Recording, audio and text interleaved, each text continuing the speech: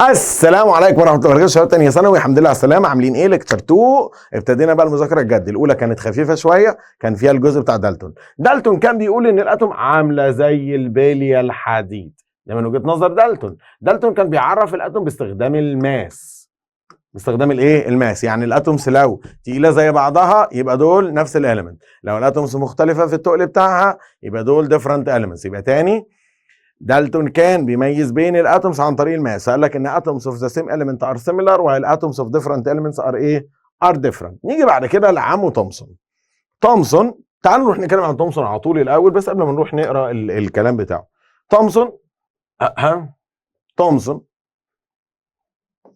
نتكلم بما اننا بنتكلم مع العصر القديم، واخد بالك انت؟ لسه في تباشيره وبتاع وهات ودي كده. تومسون كان، سيبك من داخل الكتاب المدرسه اللي بيقول لك ان تومسون ديسكفرد مش عارف ايه 1 2 3 4، لا سيبك من اللي تومسون ديسكفر وخالص. احنا ما فيش حاجه اسمها ان في ساينتست اول ما جه يعمل التجربه كان بيراعي. الكتاب بيقول لك ذا تومسون تيك انتو ذا كونسيدريشن، اخذ في اعتباره وجود كذا. هو ما فيش حاجه اخذت في الاعتبار وجود كذا. يعني ما حدش بيوصل لاستنتاج وهو عارف هيستنتج ايه، هو بيمر بمراحل. فانا عشان ما اطولش عليك، تومسون كان عنده حاجه مضايقه جدا، هو ان احنا قاعدين هنا ليه ما بنتكهربش؟ اسالك سؤال. ادي الفيشه اهي، خلاص فيشه اهي وانا واقف اهو. هل احنا متكهربين كده؟ لا. يعني السؤال علميا عامل ازاي؟ gases don't conduct electricity under normal conditions.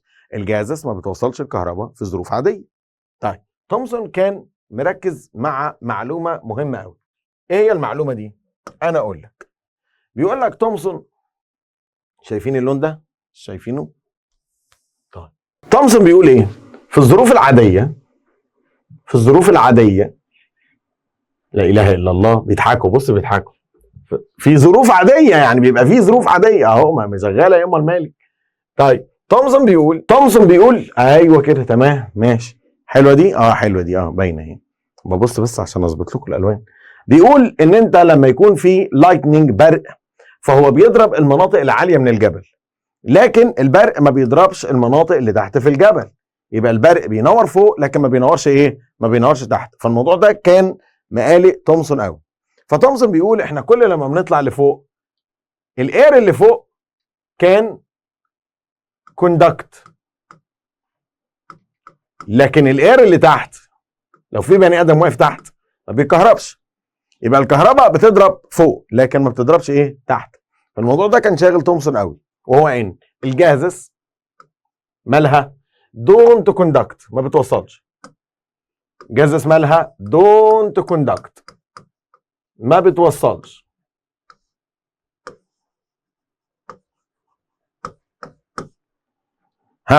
دونت كوندكت ايه؟ الكتريستي، الكهرباء، under normal conditions. الجازز ما بتوصلش الالكتريستي تحت الظروف العاديه. جازز دونت كوندكت الكتريستي اندر نورمال كونديشنز، يعني الجازز ما بتكهربش في الظروف العاديه. حلو قوي. تومسون قال لك فوق بتوصل، تحت ما بتوصلش. انا بقى عايز ابقى اكون العالم اللي يكتشف الايه؟ الكونديشنز، الشروط. ايه الشروط اللي عندها الجاز ممكن يتحول لجود كوندكتور؟ كمان مره، ايه الكونديشنز اللي الجاز عندها ممكن يتحول لجود ايه؟ كوندكتور. فتومسون جاب تيوب. جاب ايه؟ تيوب، جلاس تيوب، انبوبه ازاز. جلاس ايه؟ تيوب. وعمل ايه في الانبوبه الازاز دي؟ وصلها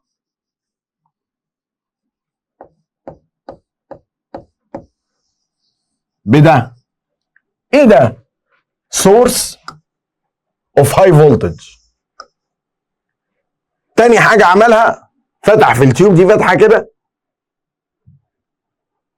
خلاص، ووصل التيوب ببارت من هنا، خلاص كده، حاجه اسمها الفاكيوم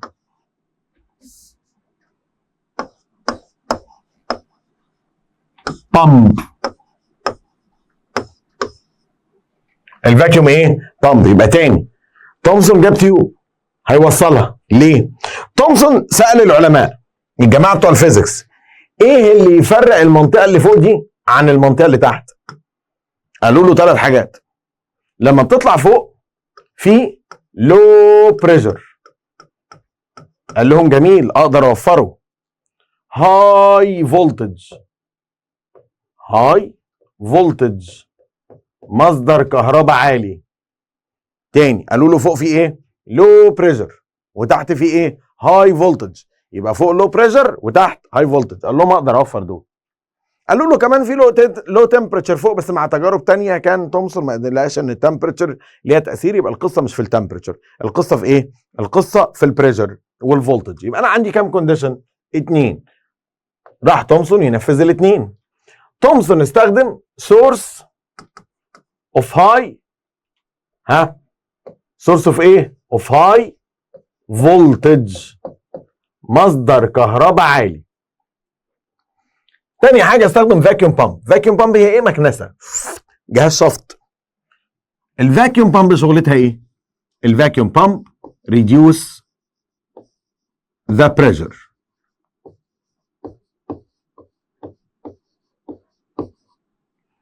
كمان مره الفاكيوم بامب شغلتها reduce the ايه؟ the pressure. يبقى عندنا source of high voltage، مصدر كهرباء عالي يشد يدي الكتريستي، وتحت عندنا فاكيوم بامب عشان تحقق الهاي فولتج.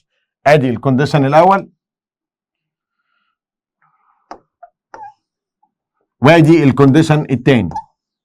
ادي الاثنين بيحاول يحققهم. طب يا تومسون هتعرف ازاي يا تومسون ان في حاله كوندكتنج الكتريستي؟ تومسون قال لك ايه؟ تومسون قال انا هحط جوه جاز، يفضل استخدام نوبل جاز عشان ما يعملش كيميكال رياكشن، وهعمل لايننج للتيوب، هبطن التيوب اللي معايا دي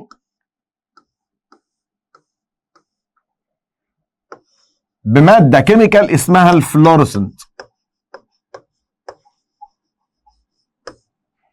تاني وما زال حتى يومنا هذا اسمها الفلورسنت لامب او الفلورسنت تيوب. الفلورسنت هيسألك برضو على فايدة الفلورسنت، هتقول له it glows تتوهج at collision لحظة الاصطدام with electricity. واوعى تفتكر ان احنا هنذاكر نظري بس، واضح انك ما اتفرجش على فيديوهاتي. فلو عايز تعرف تابعني تاني على الفيسبوك، وتابعني على التيك توك، تابعني على الانستجرام. خليك حتى على الفيسبوك وانت تشوف الفيديوز اللي بتنزل. خلاص كده بقول لحضرتك فيها ان انا ما بكتفيش بمذاكره الشرح. لو انت طالب جديد معانا ما كنتش معانا من السنه اللي فاتت، فانت ما تعرفش ان احنا الكلام ده هنحل عليه كل الاسئله اللي جت في كل الكتب، سواء كتابي سواء الكتاب الخارجي، صح كده؟ هنحل كل حاجه. خليك جاي بقى معايا، افهم الاول المعلومه مر بيها ايه. تومسون بيحاول يحقق تارجت ملوش علاقه بالاتوم، اللي هو موضوع درسنا الاتوميك ستراكشر. تومسون كان كل طموحه انه يحول الجاز من باد كوندكتور لجود كوندكتور. كمان مره فحط جوه الايه؟ الجاز. جميل جدا. بحيث ان الالكتريستي تمشي في الجاز. جميل جدا. هيعرف ازاي ان الالكتريستي تمشي في الجاز؟ انا راضي ذمتك يبل صباعه ويحط ايده في الكهرباء؟ يعني يعرف ازاي ان الالكتريستي مشيت هنا يبل صباعه ويحطها في الكهرباء؟ ما ينفعش طبعا، كنا هنقع اهو، ما ينفعش. امال هيعمل ايه؟ هيستخدم سبستانس اسمها الفلورسنت. قول ورايا اسمها فلورسنت. دي هي اللمبه الفلورسنت اللي موجوده خلاص كده عندكم في البيت، اللي بتنور في السقف دي. ايوه الله ينور عليك، مش اللمبه المدوره الموفره، عارف اللمبه الطويله دي؟ شاطر، برافو عليك. دي اسمها الفلورسنت لامب. الفلورسنت لامب هي تستخدم ماده اسمها الفلورسنت، وهي ماده كيميكال. لما الالكتريستي هتمشي هيحصل جلوينج على الفلورسنت. تاني لما الالكتريستي تمشي هيحصل جلوينج للايه؟ للفلورسنت. يبقى تاني الفلورسنت جلوز يتوهج at collision لحظه اصطدامه with electricity. قول ورايا فلورسنت ايه؟ فلورسنت ايه؟ جلوز. برافو. at collision لحظه اصطدامه with electricity. جميل جدا.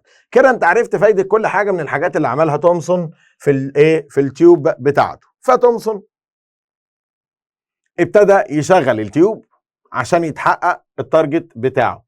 يلا تعال لنا كده يا عم تومسون. ايوه الله ينور عليك. احب انا قوي بقى اللي يفهمني. ليه؟ عارف انت في المعامل بتاعت زمان كان طموحي قوي موضوع البورد الخضراء دي. ليه بقى؟ في معامل زمان كان بيبقى البورد فوقها بورد تانية، فنكتب ونقوم رافعين دي ونقوم جايبين دي. المهم يعني تومسون ابتدى يحقق الكونديشنز اللي هو عايزها. ايه هي الكونديشنز اللي هو عايزها؟ انه يحول الجاز من باد كوندكتور ل جود كوندكتور. ايوه كده، ايوه كده، هتيجي اهي، هتيجي، ما تضيعناش وقتنا بقى، يلا بسرعه معايا كده. تاني، تومسون يعمل ايه؟ يعلي الفولت ويقلل البريشر، يعلي الفولت ويقلل البريشر. تاني، تومسون يعمل ايه؟ عمال يعلي الفولت ويقلل البريشر لحد ما هوب مره واحده راحت اللامب عملت ايه؟ اللامب نورت. كمان مره، اللامب ايه؟ اللامب نورت. لاحظ تومسون ان الجلوينج خرج من النيجاتيف راح للايه؟ للبوزيتيف. تومسون كان موصل سورس اوف هاي فولتج، مصدر كهرباء عالي. اي سورس اوف الكتريستي عند الجماعه بتوع الفيزيكس عنده ده نيجاتيف وده ايه؟ وده بوزيتيف. كمان مره، عنده ده ايه؟ نيجاتيف وده ايه؟ بوزيتيف. النيجاتيف بيقولوا عليه كاثود، والبوزيتيف بيقولوا عليه انود. لاحظ تومسون ان الجلوينج بادئ من الكاثود راح للايه؟ للانود. يبقى تومسون شاف جلوينج. هيه، انا لقيتها يا جماعه، وجدتها. ومش ده العالم اللي قال وجدتها، بس ماشي خليها وجدتها. تومسون لقى الشروط اللي تحول الجاز من باد كوندكتور لجود ايه؟ كوندكتور. عرف ده لما التيوب نورت. بس تومسون لاحظ ان الاضاءه بتقطع. يعني الاضاءه مش زي اللامب اللي انتوا بتشوفوها دلوقتي. اللامب اللي احنا بنشوفها دلوقتي زي اللي منوره الاماكن كده، واخد بالك انت؟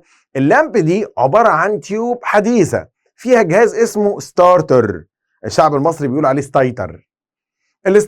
الستارتر او البادئ هو جهاز بيقوم ضارب الالكتريستي، فبيساعدك انك تكثفها مره واحده، فاللمبه بتنور مره واحده. في الافلام الرعب لما بيحاولوا يحققوا تارجت الرعب ده بيفك الستارتر من اللمبه. برافو. فتلاقي اللمبه تقعد تنور وايه؟ وتطفي. ركز كده معايا، اللمبه تسحب الاضاءه وتقوم منوره تك تك، تنور وتطفي كده، تنور وتطفي كده، احساسك ان في شبح جاي، في قلق بقى بيحصل. لاحظ تومسون كل مره ان الاضاءه بتبدا من الناحيه النيجاتيف للناحيه البوزيتيف، من الناحيه النيجاتيف للناحيه الايه؟ البوزيتيف. ركز بقى في الهدف ده. فابتدى تومسون يركز معاه. تومسون قال لك انا لقيت الكونديشنز اللي كنت بدور عليها. What are the conditions required for changing a gas from bad conductor to good conductor. كمان مرة. What are the conditions? What are the ايه؟ The conditions required to change a gas from bad conductor to good conductor. كمان مرة. What are the conditions required to change a gas؟ ايه الكونديشنز المطلوبة عشان تغير جاز من باد لجود كوندكتور؟ تومسون قال لهم أول حاجة الكونديشنز اللي أنا وصلتها. الكونديشن الأول low pressure. low ايه؟ pressure from 0.01 to 0.001 مليمتر ميركوري. مليمتر ميركوري هي يونت بيتقاس بيها البريشر او وحده قياس ضغط بالعربي. الضغط زي البريشر بتاع الايد ده بتاع الانسان اللي هو بيقيس البريشر ده، بس في بريشر للاير. بس النورمال بريشر الضغط العادي في الاوضه اللي احنا قاعدين فيها، اي اوضه طبيعيه كده ات سي ليفل، المهم يعني نورمال بريشر 760. البريشر العادي 760 ملم ميركوري. 760، انت متخيل؟ البارومتر اللي بيقيس الضغط العادي ده، واخد بالك انت، يقول لك 760. الراجل ده وصل لفيري لو بريشر.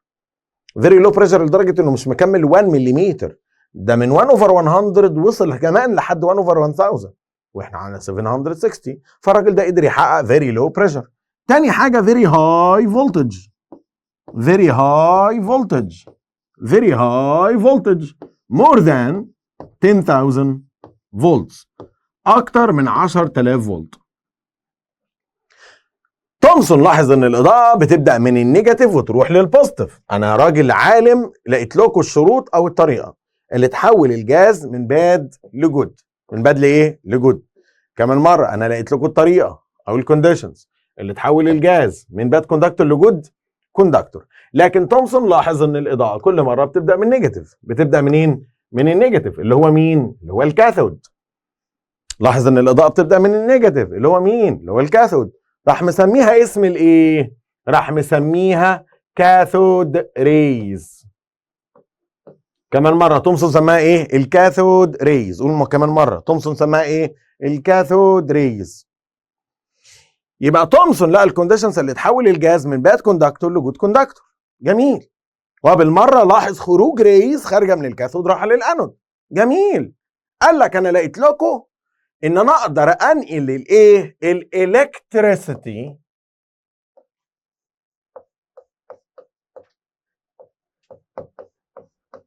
in air اللي هو جاز. لما تمشي في الجازس ما تقولوش عليها الكتريسيتي، قولوا عليها كاثود ريز. يبقى what are the conditions required for production of cathode rays؟ هو نفس السؤال اللي بيقول the conditions required to change a gas from a bad conductor to good conductor. لما يقول لي الكونديشنز اللي محتاجها عشان انتج الكاثود ريز، كانه بيقول لي ايه هي الكونديشنز اللي انا محتاجها عشان احول الجاز من باد كوندكتور لجود كوندكتور. السؤال ده هو السؤال ده عشان ما تتخدعش فيه. طب ثانيه واحده يا مستر، خدنا في الفيزيكس ان الالكتريستي نيجاتيف تشارجز. الالكتريستي ايه؟ نيجاتيف تشارجز. تومسون هو كمان اكد ان الالكتريستي نيجاتيف تشارجز. ايه دليلك انها نيجاتيف تشارجز؟ قال لهم it's attracted toward مين؟ to positive. بتتشد للبوزيتيف. كمان مره بتتشد لمين؟ للبوزيتيف. فعلا ان يتقال عليها نيجاتيف. ايه دليلك انها نيجاتيف؟ انها بتتشد للبوزيتيف. ما هو مستحيل النيجاتيف يتشد للنيجاتيف ولا البوزيتيف يتشد للبوزيتيف. لو انت ما تعرفش المعلومه دي يا حبيبي، فديفرنت تشارجز اتراكت، المختلفين بيتشدوا. لكن سيميلار تشارجز ايه؟ ريبيل. كمان مره قول ورايا، ديفرنت تشارجز ايه؟ اتراكت. صح كده؟ النيجاتيف يشد البوزيتيف والبوزيتيف يشد النيجاتيف، زي الماجنت، زي المغناطيس. زي الماجنت اللي هو المغناطيس، النورث يشد الساوث والساوث يشد الايه؟ النورث. وصلت؟ قول لي انك شغلت جمجمه، صح؟ تاني، ايه دليلك ان الكاثود ريز نيجاتيف؟ هتقول لي اصلها بتطلع من الكاثود. ايوه، ايه دليلك يعني انها طلعت من الكاثود؟ قال لك بتروح للبوزيتيف. طب ايه دليلك التاني؟ تومسون قال لك انا قلبت التيوب، الكاثود ريز خرجت من نفس المكان. علميا يعني مش جاي معاك، بس انت عارف انت لما بتفك اللمبه، لما تبوظ اللمبه وتتحرق، بتلاقي في ناحيه الحرق فيها اكتر من ناحيه تانية، اللون الغامق اكتر من ناحيه تانية. الناحيه اللي هي الحرق فيها اكتر دي هي الكاثود، هي الايه؟ الكاثود. يبقى كاثود ريز اتراكتد توورد البوزيتيف، وده يثبت انها نيجاتيف. بتتشد للبوزيتيف، وده يثبت انها ايه؟ يثبت انها ايه؟ نيجاتيف. يثبت انها ايه؟ نيجاتيف. نقول تاني مع بعض، كاثود ريز ار نيجاتيف تشارجز produced from cathode وتروح للانود. فتومسون قال لمجتمع العلماء وجدتها. وجدت ايه يا عم؟ قال لهم وجدت لكم الحاجات. ايه هي الحاجات يعني؟ مش فاهم انت بتقول ايه يا عم تومسون. قال لهم سهله قوي، انا اكتشفت الشروط اللي تحول الجاز من باد كوندكتور لجود كوندكتور في سكتي، وانا بكتشف الكلام ده يا جماعه اكتشفت لكم الكاثود ايه؟ ريز. كمان مره، في سكتي وانا بكتشف الكلام ده اكتشفت لكم الكاثود ريز. اكتشفت الكاثود ريز عند ايه؟ لو بريشر وهاي فولتج من 0.01 ل 0.001. هاي فولتج مور ذان 10000 ايه؟ فولت. طيب نجيب سلايد تاني عشان السلايد دي زهقتني. يا شيخ بلا وجع قلب، السلايد دي احلى. يلا من الاول، ما تقلقش، هنفتح الكتاب مع بعض ونقرا مع بعض اللي موجود معاك في الكتاب. انا عارف انك بتفكر في الكتاب دلوقتي ومركز لي في الورق اللي في ايدك. انا بشرح لك الحكايه كلها حصلت ازاي. تومسون هيروح لمجتمع العلماء ويقول لهم انا اكتشفت الكاثود ريز. اي حد يكتشف حاجه جديده، يعني انت مثلا كطالب ربنا كرمك ومشيت في الغابات وتجولت في الادغال واكتشفت الصرصار الاحمر، واخد بالك انت؟ كونك الانسان مكتشف الصرصار الاحمر لازم توصفه. اي حد بيكتشف حاجه لازم يوصفها. فوات ار ذا بروبرتيز اوف كاثود ريز؟ هيسالوا تومسون طبعا سؤال طبيعي جدا، وات ار ذا بروبرتيز اوف كاثود ايه؟ ريز. ايه هي مواصفات الكاثود ريز يا تومسون؟ ما تزهقناش يا عم. ايه مواصفات الكاثود ريز اللي انت بتقولها دي؟ قال لهم كاثود ريز الديفينيشن بتاعها، كاثود ريز ار ا ستريم. كاثود ريز ار ايه؟ ستريم. ستريم يعني ايه؟ سيل. كاثود ريز ار ستريم، سيل of invisible rays، اشعه غير مرئيه. عشان هو ما شافهاش، هو عرف بوجودها منين؟ ايه منين دي؟ عرف وجودها منين؟ عرف بوجودها من الايه؟ الفلورسنت جلو. كمان مره، عارف وجودها منين؟ من الفلورسنت جلو. نيجاتيفلي تشارجد، يعني عباره عن نيجاتيف ايه؟ تشارجز. تاني، نيجاتيفلي تشارجد يعني عباره عن نيجاتيف تشارجز. يبقى كاثود ريز ار ستريم، كاثود ريز ار ستريم اوف انفيزبل ريز، اشعه غير مرئيه، نيجاتيفلي تشارجد، عباره عن نيجاتيف ايه؟ تشارج. travel from cathode to anode. كمان مره، travel from ايه؟ cathode to anode، بتمشي من الكاثود للانود. causing a fluorescent glow، بتتسبب في الفلورسنت جلو.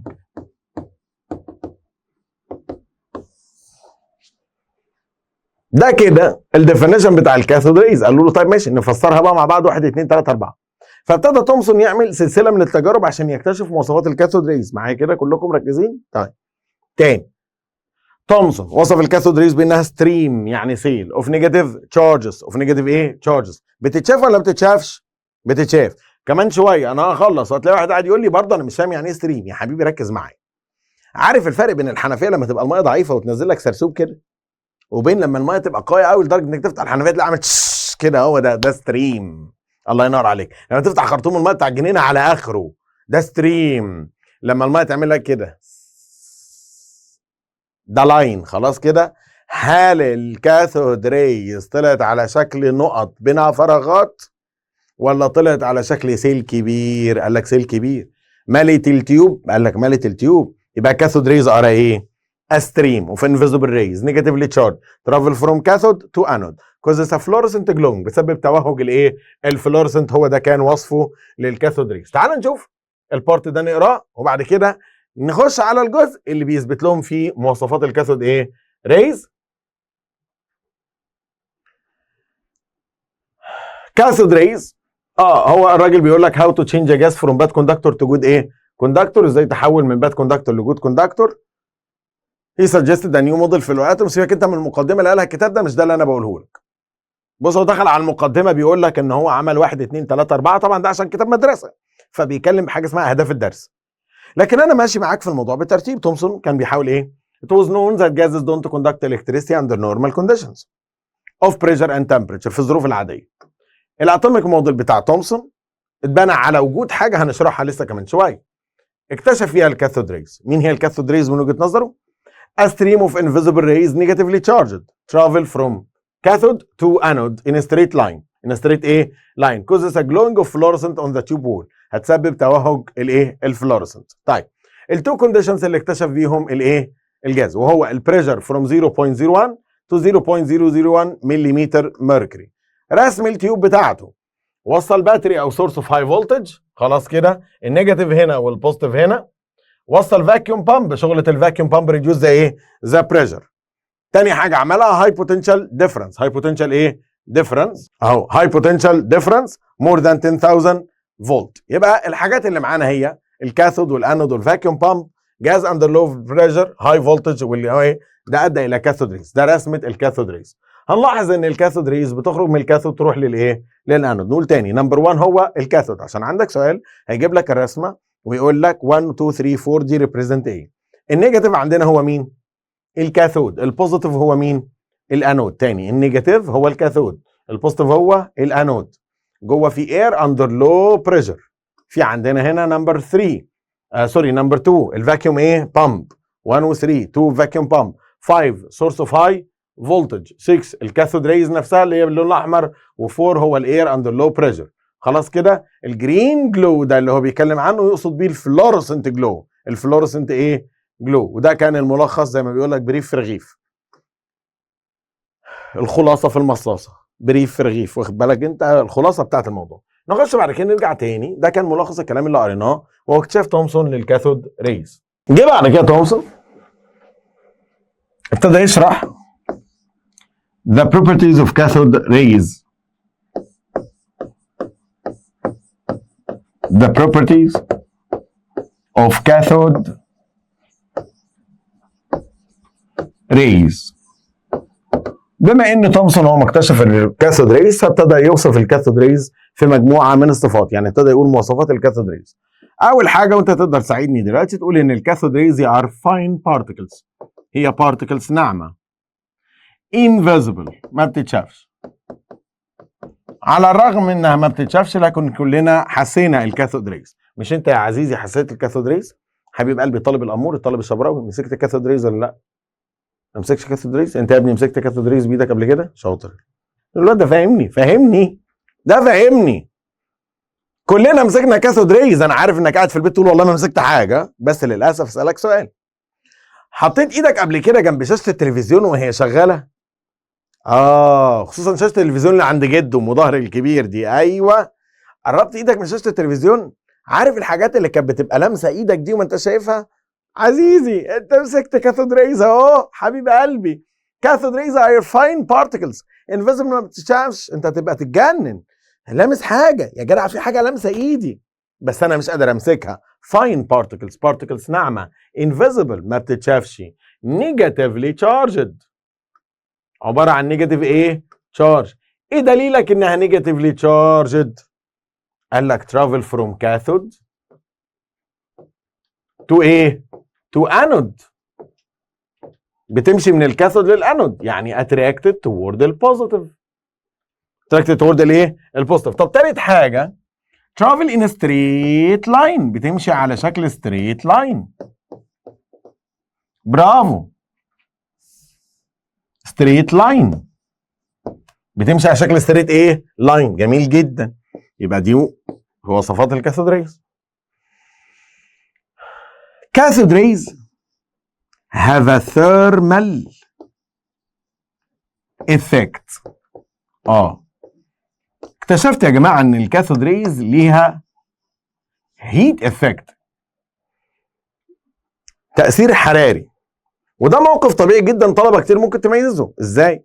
سهله خالص. سهله حضرتك، اي جهاز بيشتغل بالكهرباء بيسخن. اللمبه اللي منورانا دلوقتي دي بتسخن، صح كده؟ موبايلك وانت بتشحنه اكتر حاجه عزيزه على قلبك اللي بيحصل له بيسخن، الشاحن بيسخن. التلفزيون القديم اللي بكلمك عليه بتاع جده ده بيسخن لدرجه يسخن الاوضه كلها، مش بيسخن اللي هو الجهاز نفسه يبقى سخن وانت تقعد تهويله. ده الجهاز ده كان بيبقى ليه ظهر وشبكه من فوق وشبكه من تحت وتبريد ولا كانه ثلاجه. وصل كده؟ الجهاز ده كان بيشتغل لما نقعد ساعتين بنتفرج على فيلم، واخد بالك انت، في التجمعات العائليه زمان وانا صغير. بتضحك ليه؟ ما انا كنت صغير اكيد. زمان وانا صغير خلاص كده كان في تجمعات عائليه كلنا كده بنبقى قاعدين.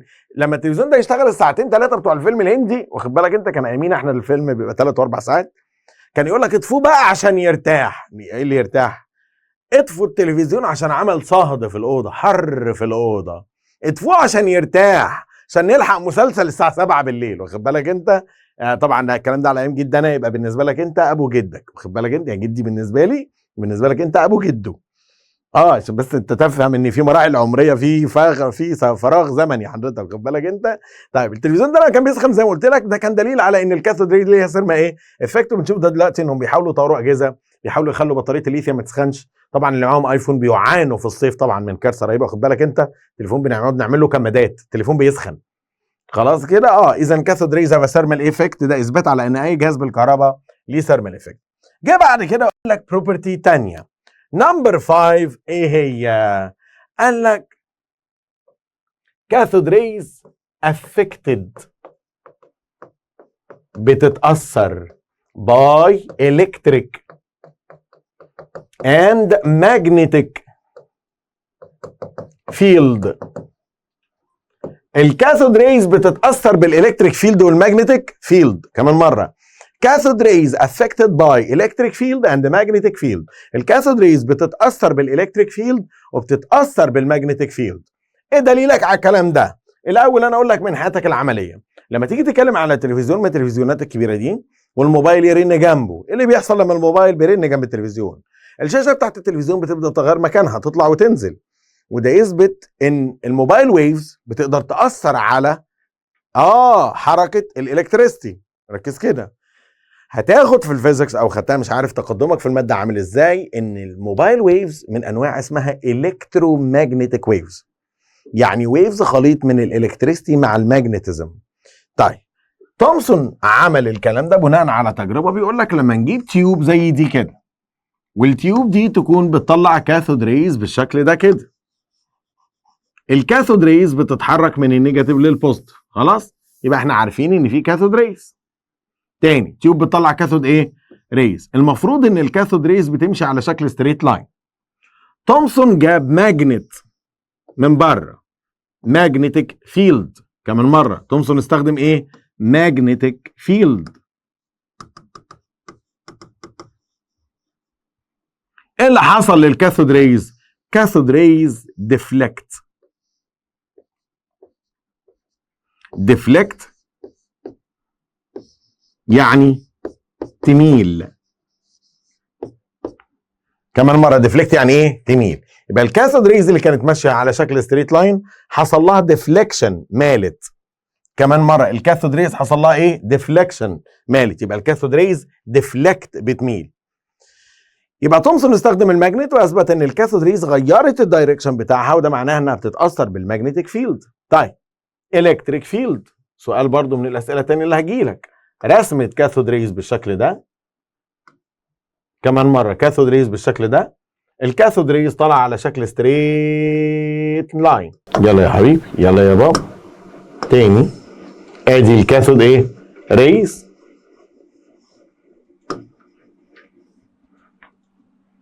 معايا كده؟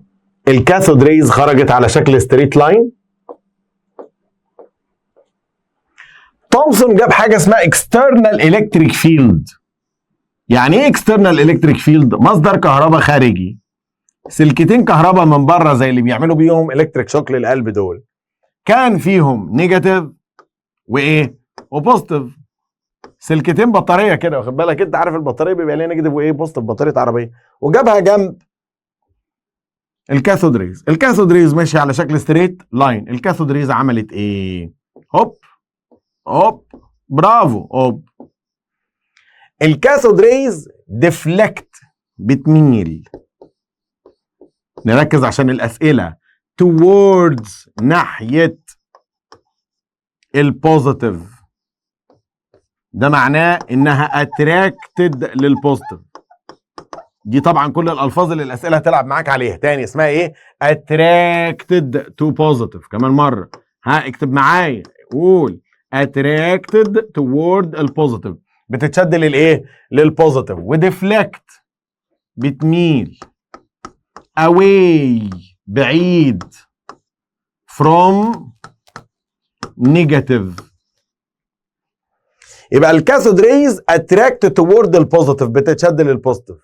واواي فروم نيجاتيف، وتبعد عن النيجاتيف. يبقى بتتشد للبوزيتيف وتبعد عن الايه؟ عن النيجاتيف. يبقى انا كده اثبتت حاجتين، ان الكاثود ريز affected by magnetic field و affected by electric field. طب electric field بيجي عليها سؤالين، تتشد لمين وتبعد عن مين. وهنا بقى السؤال عامل زي الانجليش، زي اللانجوج فانكشن كده. انا بقيت بدرس كونسبت في الانجليش. الطالب لو ما قراش toward يعني في اتجاه، away يعني بعيد عن، هيبقى عنده مشكله. الكاثود ريز بتبعد عن النيجاتيف، وده يثبت انها نيجاتيف، وبتتشد للبوزيتيف، وده يثبت انها نيجاتيف. يبقى كاثود ريز ار نيجاتيفلي تشارجد.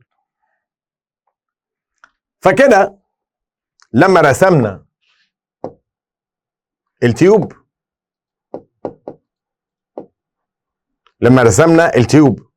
اللي هي الكاثود ري تيوب، اتسمت باسم، ناخد بالنا بقى برضو من الحاجات بتاعه الكتب، ان الكاثود ري تيوب هي تومسون تيوب. خلاص انت كده جاهز تعرف ترد على الاسئله لو حاول يخدعك في حاجه.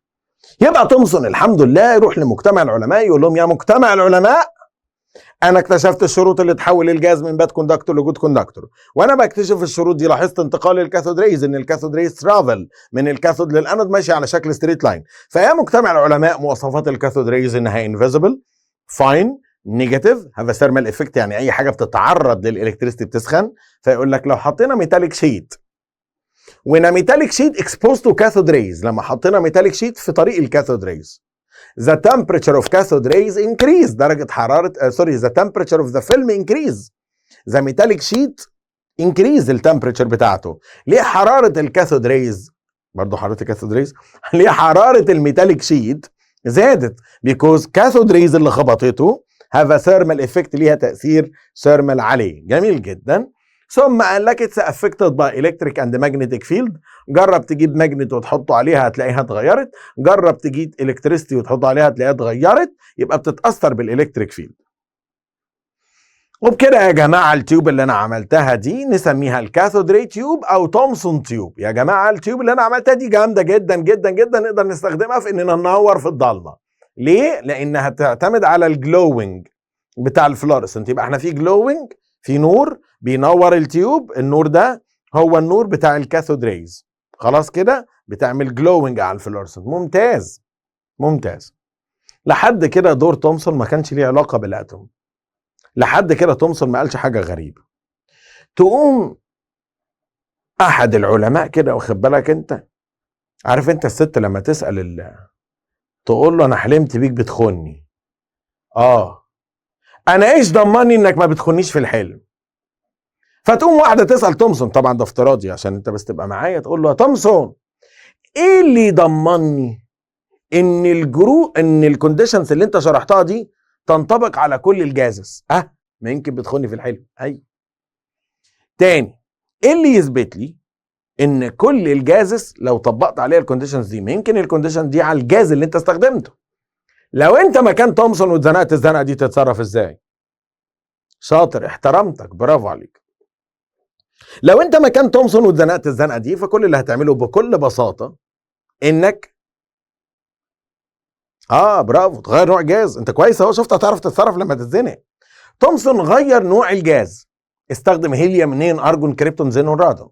استخدم هيليوم النوبل جازس، استخدم تومسون النوبل جازس، استخدم تومسون النوبل جازس، وكلهم انتجوا كاثود ريز بنفس المواصفات.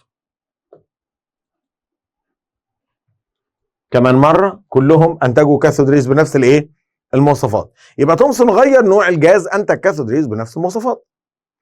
تسكت؟ ابدا، تسيبه؟ عيب. راحت قايله له ايه؟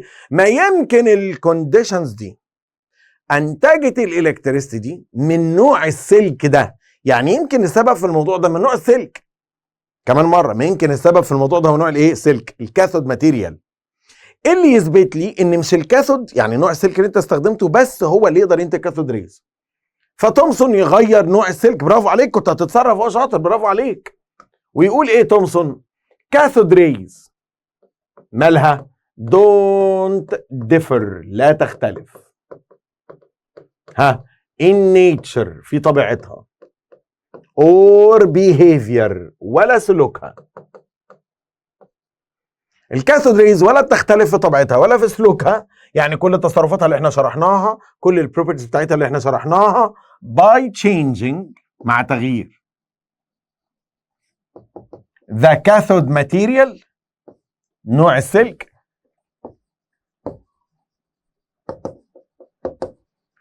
or the gas used، او الجاز المستخدم.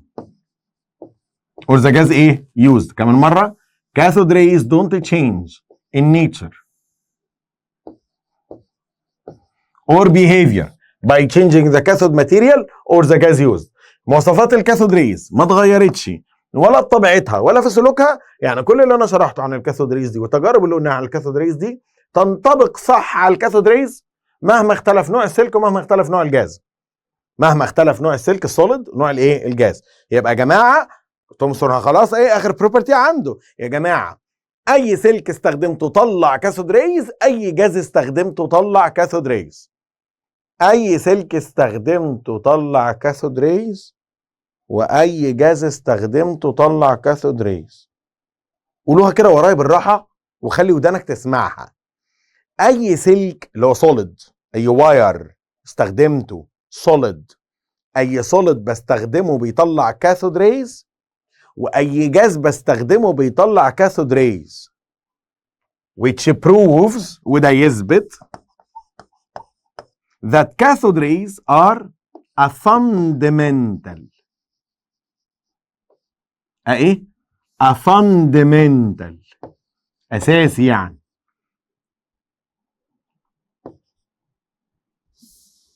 البورد تعبت تقريبا، مش عارف ليه كده. هو انتوا تعبتوا ولا حاجه؟ انت كويسه اهو. تاني a fundamental constituent مكون اساسي of all matters. الكاثود ريز مكون اساسي في كل الايه؟ الماترز. وهنا تيجي الصدمه. الكاثود ريز مكون اساسي في كل المواد. انت بتقول ايه يا تومسون؟ انت في وعيك يا تومسون؟ يا تومسون، كل العلماء اللي قبل تومسون كانوا بيقولوا ان الاتوم undividable. الاتوم مالها؟ undividable.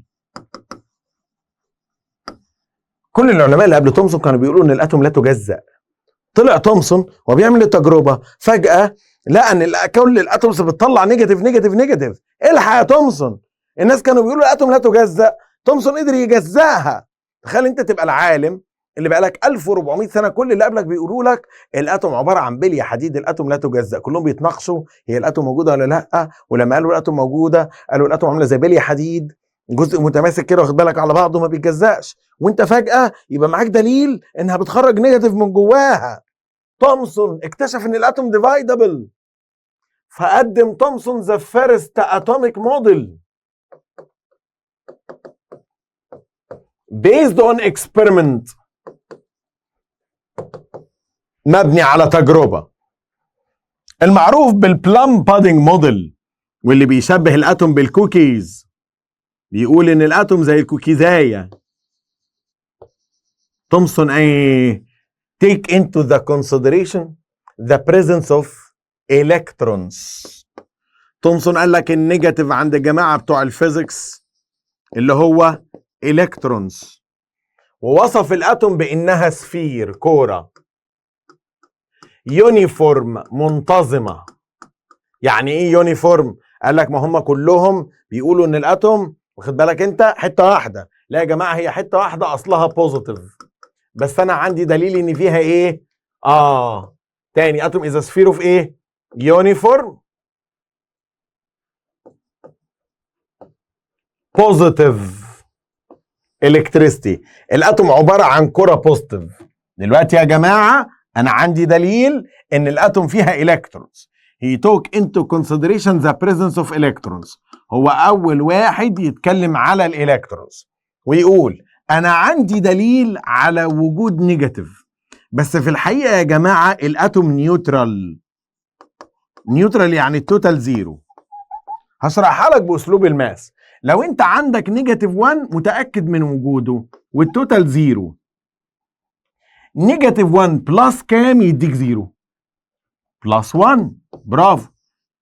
فبما انك يا تومسون متاكد من وجود النيجاتيف، يبقى لوجيكلي وبالعقل لما يسالوه جيف ريزون ذا اتوم از الكتريكالي نيوترال. طب ليه لما بنمسك الاتوم ما بنتكهربش؟ انت عندك تجربه تثبت ان انت في نيجاتيف. طب ليه انا لما بمسك الحيطه ما بتكهربش؟ قال لهم عشان في كمان ايه؟ عشان في بوزيتيف. قال لهم اصل الاتوم بوزيتيف، الاتوم اصلها كوره بوزيتيف in which a number of negative electrons are embedded in it، مغروسه فيها. الاتوم زي الكوكيز وفيها تشوكلت شيبس. انا لما استفزت الاتوم يا جماعه لقيتها عامله زي الكايزر عليه سمسم، ضربت الاتوم خرج السمسم. تخيل انت، تشبيه بسيط بس هو حقيقي بيتكلم عن الراجل بيقوله. تاني تومسون شايف ان الاتوم اذا ايه؟ اسفير. الاتوم كوره in which a number of ايه؟ positive charges. هي اصلا سفير بوزيتيف، كوره بوزيتيف in which a number of ايه؟ negative electrons. في عدد من النيجاتيف embedded ايه؟ in it، مغروسه فيها making it electrically neutral. نقول تاني اتوم اذا sphere of uniform positive in which a number of negative electrons in which a number of negative electrons، عدد من النيجاتيف. مالها؟ embedded in it، مغروسه فيها. embedded in it مغروسة فيها making it electrically neutral. هتخليها الكتريكالي ايه؟ نيوترال. يبقى الاتوم اصلها كوره بوزيتيف، الاتوم اصلها كوره بوزيتيف فيها عدد من النيجاتيف مغروس فيها، فعدد البوزيتيف قد عدد النيجاتيف، فيبقى تومسون اول واحد يقول ان الاتوم اجزاء، الاتوم بتتكون من بارتس. انتوا بتعملوا ايه؟ الاتوم بتتكون من بارتس يا جماعه. اللي قبل كلكم قلتوا انها انديفايدبل، الاتوم طلعت ديفايدد، فيها نيجاتيف من بره وبوزيتيف من جوه، وعدد النيجاتيف قد عدد البوزيتيف. يعني ايه يونيفورم يا تومسون؟ يعني محشيه زي صباع المحشي، يونيفورم زي كوكيز، بسكوتايه، بسكوتايه مبططايه ما فيهاش فراغات. يونيفورم ما فيهاش امتي سبيسز، مش زي الدونت. الدونت مالها؟ فيها خرم في النص كده، واخد بالك انت، بتنفذ الناحيه الثانيه. لا دي ما فيهاش فراغات. الاتوم كوره يونيفورم منتظمه، السكنس كلها واحده. تاني، اتوم اذا سفير، الاتوم اذا سفير كوره يونيفورم بوزيتيف. يونيفورم ايه؟ بوزيتيف in which a number of negative، في عدد من النيجاتيف embedded in it مغروسه فيها. خلاص كده تمام. وبقى معانا تومسون اتوميك موديل اللي بيسموه البلام بادنج موديل. البلام بادنج ايه؟ موديل بتاع تومسون اتوميك موديل، ذا بلام بادنج موديل. بيقول تومسون ايه؟ تومسون والبلام بادنج موديل how to change a gas from bad conductor to good conductor. ده كان حكايته الاولى. He suggested a new model for the atom. He took into consideration the existence of electrons. بص الكتاب كان داخل بالنهاية على طول، أخذ في اعتبار وجود الإلكترونز. He discovered الكاثود ريز، اكتشف الكاثود ريز. He did the first atomic experiment، أول واحد مبني على تجربة. He postulated أو predicted the first atomic model on experimental إيه؟ basis، بناء على تجربة. كمان مرة on experimental إيه؟ basis، بناء على تجربة. Discovery of cathode rays، اكتشاف الكاثود ريز. اكتشف تومسون وجود الكاثود ريز. خلاص كده.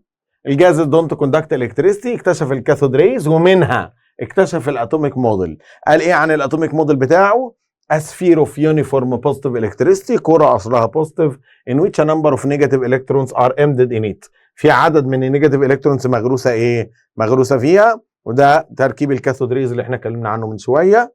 فانت لما تيجي تقرا باسلوب الكتاب المدرسه بيبقى عندك مشكله انك بتاخد الاول الكونكلوجن وبعد كده تمشي في الستبس. طب لو انا راجل اكتشفت اوريدي، ايه اللي يخليني اعمل تجربه وامشي في ستبس؟ موضوع صعب جدا، صح كده؟ انا كده شرحتها لك. كان الاول بيحاول جاز من باد كوندكتور لجود كوندكتور، اكتشف الكاثود ريز، ابتدى يوصف الكاثود ريز، في نهايه الوصف اكتشف انها ما بتتغيرش، فعرف انها في كل المواد، فعرف ان كل الاتومز بيكون عندها الكترونز. كل الاتومز بيكون عندها ايه؟ الكترونز. وات ار ذا بروبرتيز اوف كاثود ريز؟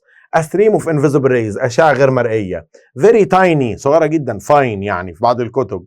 خلاص كده. negatively charged، negatively ايه؟ charged يعني عبارة عن negative charge، move من النيجاتيف للبوزيتيف، travel in straight line، its speed less than the speed of light. سرعتها أقل من سرعة اللايت، يعني هي particles ليها سرعة، السرعة بتاعتها بتتشاف. they have a thermal effect، heat effect affected by both electric and magnetic field، بتتأثر بالإلكتريك فيلد والمagnetic فيلد. وتم اثبات ده بانها وهي ماشيه ستريت لاين عرضها لميتاليك بليت وماجنتيك فورس، ايه اللي حصل لها؟ حصل لها كيرف كده، شايفها؟ ايه اللي حصل لها؟ حصل لها انحراف. their nature or behavior، طبيعتها ولا سلوكها. don't depend in nature or behavior by changing the cathode material اللي هو السوليد or the gas used. وده so it exists in all ايه؟ nature. خد بالك من دي، حط لي خط تحت دي. it exists in all matters. كمان مره it exists in all ايه؟ ماترز. خد بالك من اللقطه دي، موجوده في كل المواد، موجوده في كل الايه؟ المواد. وصلت؟ يلا مع بعض. both Dalton and Thomson agreed that the atom has no empty space. كده الاعتراض او الاختلاف اللي كنا مرينا بيه ان قبل تومسون كان دالتون وكان قبليها كمان كان قبليها كمان اللي هم الجريك فلوسفرز، وكمان معانا تومسون، كلهم اتفقوا ان الاتوم ما فيهاش امتي ايه؟ امتي سبيس. خلاص كده. ما تنساش ان في ماده اسمها الزنك سلفايد يمكن استخدامها بدل الفلورسنت. هتفهم ايه حكايه الزنك سلفايد دي في البارت اللي بعده، يعني احنا في البارت اللي بعده هتفهم ايه موضوع الزنك سلفايد. المهم ايه، ما اطولش عليك في اللقطه دي بس عشان ايه ما تدخش مني. خلاص. يبقى تاني، this is a strong evidence انها ما اختلفتش في طبيعتها ولا سلوكها. ده دليل كبير على انها fundamental constituent of all matters. انا بعيد معاك قرايه اللي موجود في الكتاب كده، انا شرحت لك، لخصت لك، وعدت معاك كمان اللي موجود في الايه؟ في الكتاب. خلاص كده. so Thomson concluded، تومسون ايه؟ اكتشفت ايه يا تومسون؟ انا اقول لك، بس عارف انت لو تهودني هي بس تهودني البورد وانا هبقى زي الفل. So he concluded Thomson atomic model قال ان الاتوم is a sphere of uniform positive electricity. الاتوم كرة positive. الاتوم كرة ايه؟ positive in which a number of negative electrons. في عدد من النيجاتيف ايه؟ electrons. اهي. So he concluded Thomson atomic model the atom is a sphere of uniform positive electricity. الاتوم كرة uniform positive in which a number of negative charged electrons. في عدد من النيجاتيف charged electrons are embedded in it. مغروسة فيها making it electrically ايه؟ neutral. وده بيخليها electrically neutral. دلوقتي عندنا سؤال مهم لازم نسأله. ايه هو؟ test yourself. ما تنساش عشان الناس تتفصل، عشان هيقول لك ما قالهاش الكوكي زي يا جماعه. خلاص هو معتقد ان النيجاتيف بره والاصل بوزيتيف، عشان لما خبط الاتوم استفزها اللي خرج نيجاتيف. test yourself. دالتون اند تومسون agreed that carbon atom. دالتون وتومسون اتفقوا ان الكربون اتوم مالها؟ has no space. ما فيهاش فراغات. electrically neutral. متعادله. contains negative electrons. فيها negative electrons. is a homogeneous sphere. كرة متجانسة. تومسون ودالتون. نمسك واحدة واحدة، بس هبدأ من تحت لفوق. أول حاجة هوموجينوس بالأو مش بالإيه. هوموجينوس سفير. كرة متجانسة. هتقول لي اتفقوا على كده. هسألك سؤال، هو دالتون أصلا وضح كلمة سفير؟ لا. دالتون ما وضحش سفير. يبقى بالتالي الكلام ده على تومسون مش على دالتون. أنا عايز حاجة مشتركة عشان تعرف تجاوب السؤال ده. أنا عايز حاجة كومن يكونوا هما الاتنين اتفقوا عليها. هما الاتنين أجريد اتفقوا عليها. اتفقوا على ايه؟ it has no space in it. ما فيهاش فراغ. اللي قال ان ما فيهاش فراغ دالتون لما قال انها undividable ويونيفورم. تومسون كمان اكد انها يونيفورم. يبقى هما الاثنين اتفقوا على انها has no space in it. الطالب هيتخض من كلمه كربون اتوم. في طالب بصماجي يقول لك ما خدناش كربون اتوم، ما خدناش في الكلاس مستر، ما شرحتناش لما يقول كربون اتوم نتصرف ازاي. حبيبي دي ما بتتشرحش. يتقال لك لما يقول كربون اتوم تتصرف ازاي. ما فيش حد بيقول الكلام ده.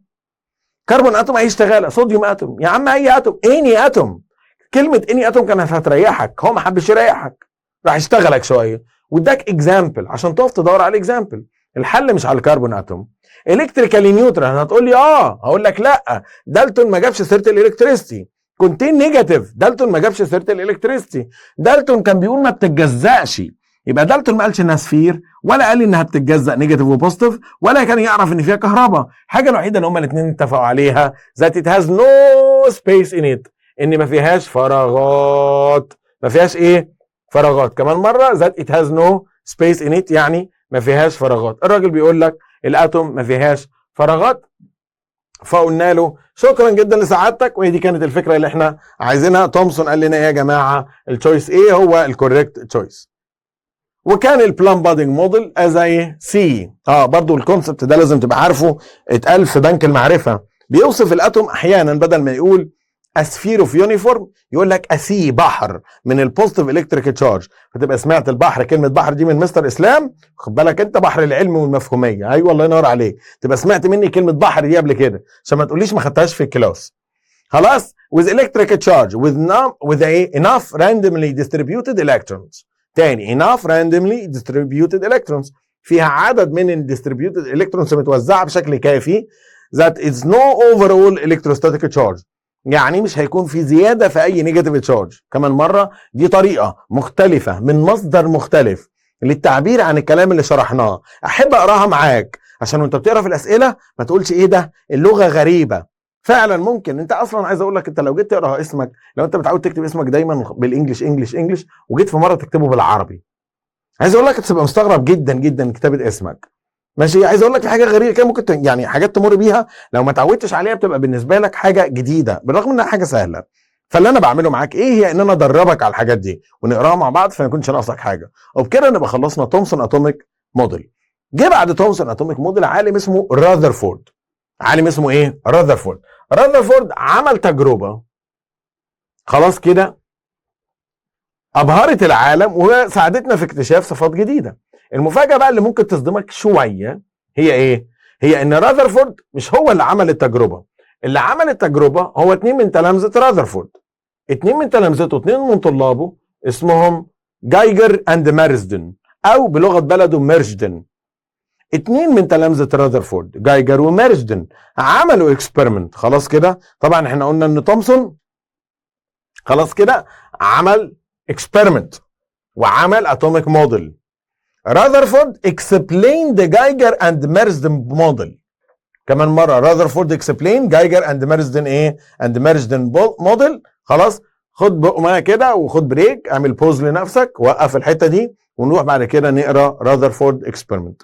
ماشي؟ يلا مع بعض.